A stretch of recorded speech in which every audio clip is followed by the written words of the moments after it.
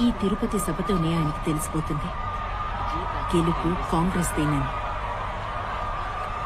జై శ్రీకృష్ణ. మేడం ఆయన మన ప్రత్యర్థి.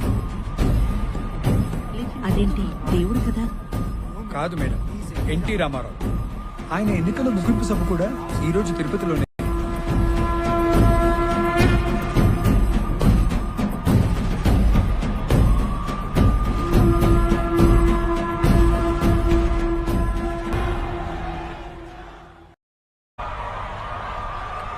జై శ్రీకృష్ణ. మేడం ఆయన మన ప్రత్యర్థి. అదేంటి దేవుడు కదా? కాదు మేడం, ఎన్టీ రామారావు. ఆయన ఎన్నికల ముగింపు సభ కూడా ఈ రోజు తిరుపతిలోనే.